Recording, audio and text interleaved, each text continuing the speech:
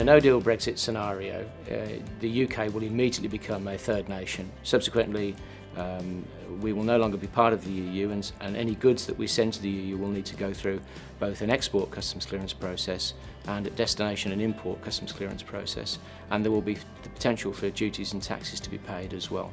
Regarding duties and tariffs, businesses will need to establish who will pay duty on goods being exported. Normally that's the buyer of the goods, but that will really depend on what Incoterms have been agreed between the buyer and the seller.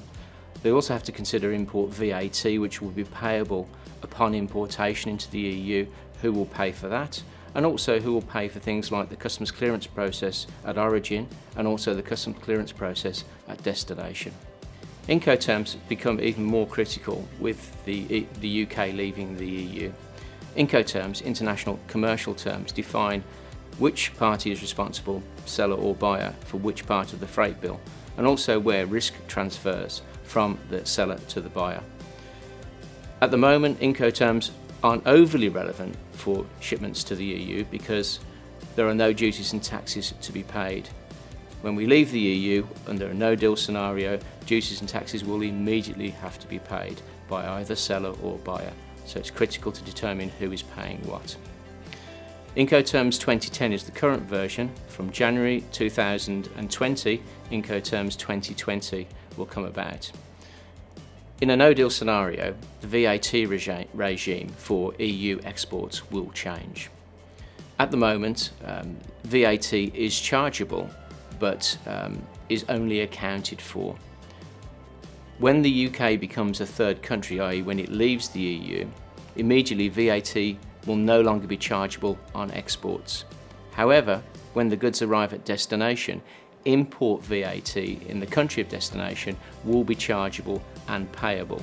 This would normally be looked after the buyer of the goods, but that is something that you do need to understand and decide with your customer and client. After Brexit, exporters will need an EORI, Economic Operator Registration Identification Number, in order to export. Without one, you cannot export. If you're a VAT registered business, you can actually validate your VAT number as an EORI number. If you're not VAT registered, you will just need to apply for an EORI number.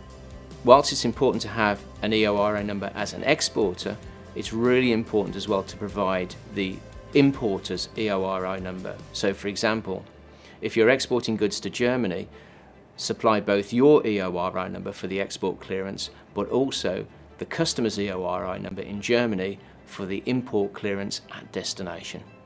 The government have gone through a process of validating existing VAT numbers as EORI numbers, but we've come across instances where they haven't been properly validated, so please do check. In a no-deal scenario, the requirements for product label and marketing will change immediately.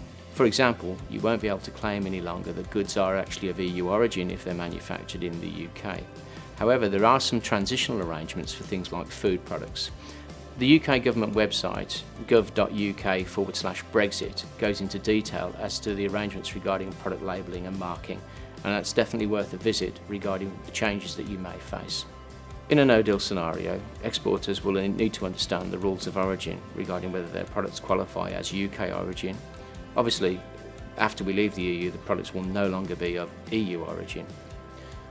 But what does origin actually mean?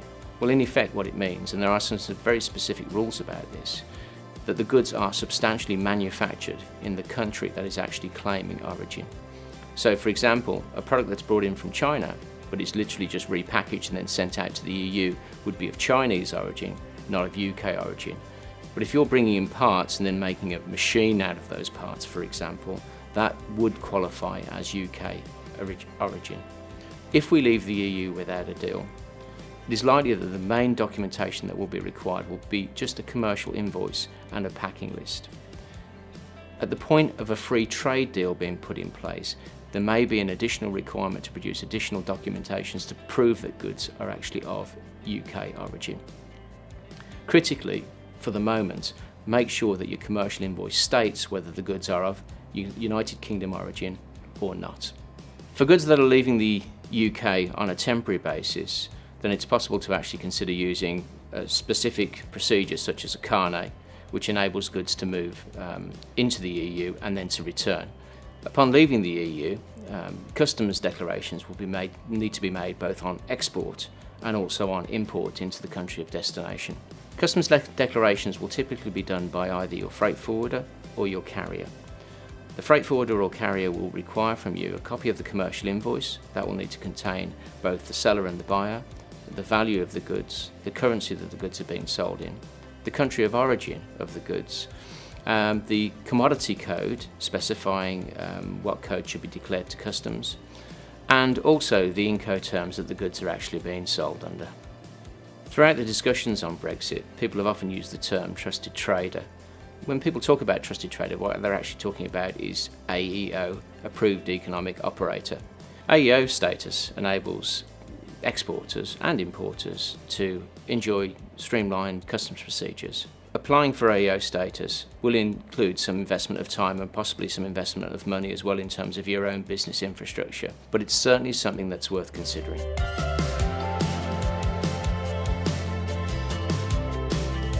So, what can exporters do now in order to prepare for a no-deal Brexit? Well, first of all, make sure that you've got an EORI number. Secondly, discuss and confirm the Incoterms that you're selling on to your customers. Make sure that you've got commodity codes for each of the products that you're exporting. Commodity codes are also sometimes called HS codes, harmonised system codes. Know what their roles will be in a no-deal Brexit scenario. And talk to your carrier or forwarding agent. Are they prepared? What do they need to make sure that the goods move smoothly and there are no delays? And finally, visit the Chamber of Commerce website and check out the Business Brexit Health Check. Or alternatively, go to the government Brexit site, which is gov.uk/Brexit.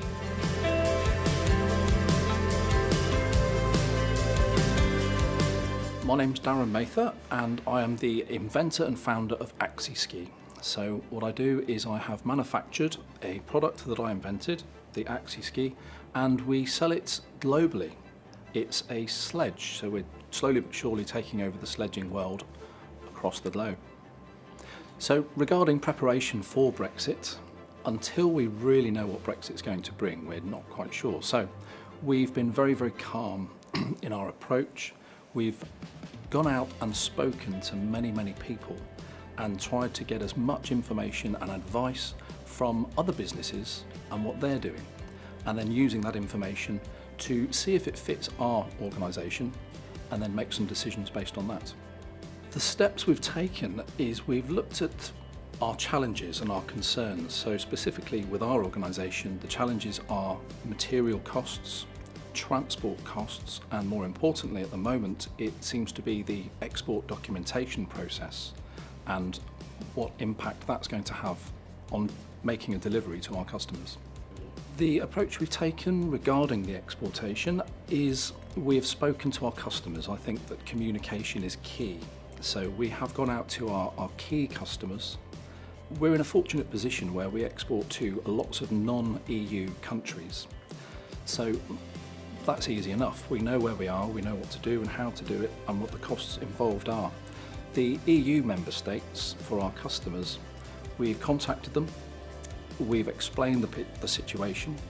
They know what it is that we're going through as both a country and a small business such as ourselves. So we have come to an agreement with our customers that they're going to have to bear with us. If they want orders, if they want stock, please give us as much time as possible to process those orders and then take into consideration the delays that it may well take in the early stages. So once we get into the groove of knowing where we are in terms of Brexit, things should get a lot smoother, hopefully.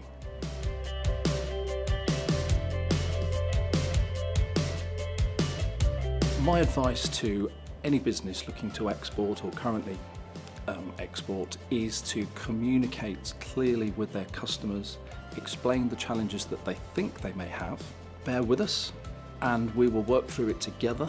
I've got a great product, they know I've got a great product, they want the product, but if they leave it till the last minute to place an order and expect a prompt delivery, that may cause delays. In the end, it just comes down to communication and building that great rapport with your customers.